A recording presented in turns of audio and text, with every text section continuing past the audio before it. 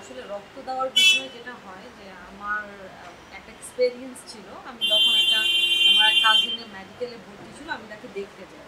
তো তখন আমি পাশের গেট থেকে হঠাৎ রাতে একটা আওয়াজ শুনি, চিৎকার শুনি। তো পাশের গেটে যখন যাই তখন আমি দেখি যে এক বাবা হাতে ব্লাড যেটা মানে আইস হয়ে গেছে, ব্লাড নিয়ে বুকের কাছে জড়ায় ধরে কাঁদতেছে। তো তখন আমি তার পাশের লোকটাকে জিজ্ঞেস করলাম কি হয়েছে, তখন তারা বললো যে ওনার ছেলেটা নাকি মারা যায় ব্লাড। মানে এই জিনিসটা আমাকে খুব টাচ করে। তো তারপর আমার লাইফে একটা ছিল যে আমি ব্লাড দিই।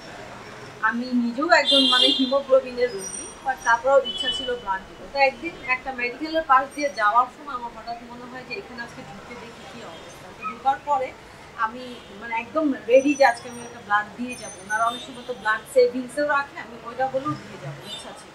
তো আমি মেডিকেলটাকে ঢোকার পরে আমি একজনের সাথে কথা বললাম যে ভাই আমি ব্লাড দিতে চাই, আপনারা এমনি তো ব্লাড রাখেন, তো আমি ব্লাড দিতে চাই। তখন তারা বললো যে আচ্ছা আসেন, আমার সাথে আসেন। তো নিয়েছি, আমার ব্লাডটা নেওয়ার পরই একটা রুগী ঢুকার পরে তার নাকি একটা বেবি হবে। তো তখন আমার বি পজিটিভ আমার ব্লাডটা। তো আমার এই পজিটিভটাই তার লাগলো যে অ্যাভেলেবেল আছে।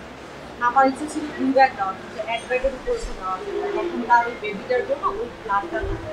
তো ওনাদের ধারণা ছিল যে আমি হয়তো বা অ্যামাউন্টের জন্য ব্লাডটা দিচ্ছি, বাট না, আমার একটা ইচ্ছাই ছিল যে আমি জীবনে একবার হলেও ব্লাড দেবো। তারপরে আমাকে একটু সাফার করতে হয়েছে। তো আমি সবাইকে এতটুকুই বলবো, যাদের অসুস্থ যারা অসুস্থ না, যারা ব্লাড দিতে পারে, তারা প্লিজ কাইন্ডলি আপনাদের ব্লাড দেন এবং মানুষকেও বাঁচান, নিজেরাও